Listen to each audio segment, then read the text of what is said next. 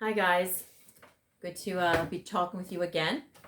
I have to talk about last night for a second. It was really rather crazy in my house last night. We were having some fun, and I think this was the class that I started laughing so hard with that I had to end the video rather shortly and rather abruptly. So I apologize for the abruptness, but we were just having a good time here, and you can just got a little glimpse of my crazy family and how we do things around here.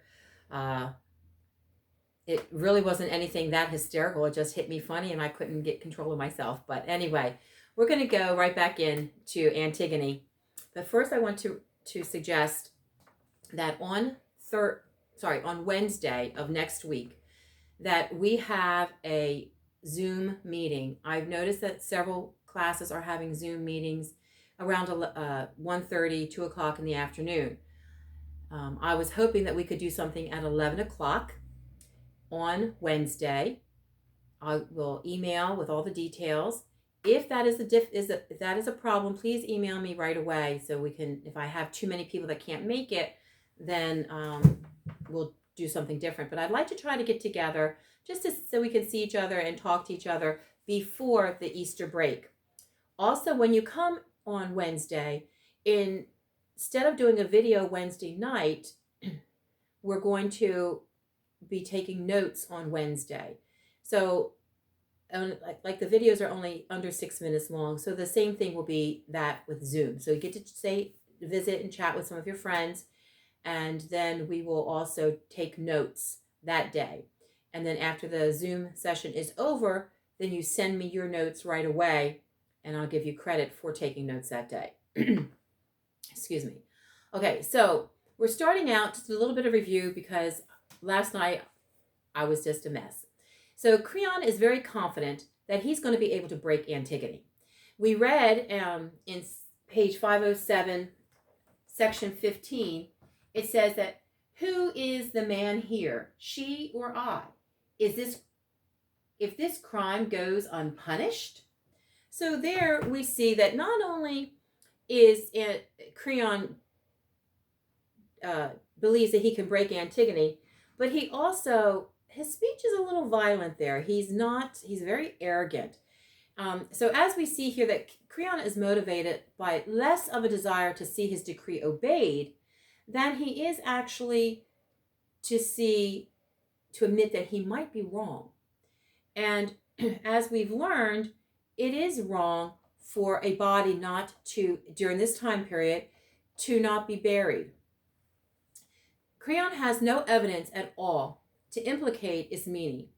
However, he is paranoid. Everybody is his enemy. Remember in scene 1, he thought the Karagas was his enemy. Now he's thinking Ismene is his enemy. And he has nothing that is founded to establish these fears that he has. Antigone is openly contemptuous of the chorus, and she suggests that Creon rule less through reason than he does with fear. So he's a very fearful tyrant type of person. There are very few countries that ever condone treason. Yet Antigone treats it as almost irrelevant because she just believes that what she's doing is right. And we learned early on also that Oedipus, her father, was also very headstrong, which brought about his fatal end and demise. And Antigone takes up after Oedipus. She is just as headstrong, just as stubborn, maybe even more so. On page 508, I think this is about where I lost it last night. Yes, it is. We read, her loyalties are to the gods and to her family. But we hear her say here, "Ah, Creon, Creon, which of us can say what the gods hold wicked?" So in other words, who are we to say what the gods decide?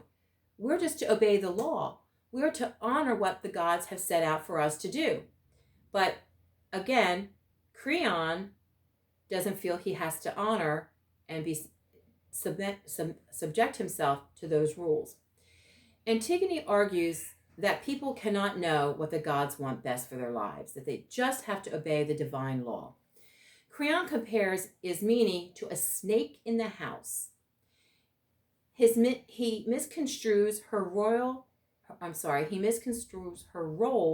in the burial and incorrectly assumes that she is being rebellious.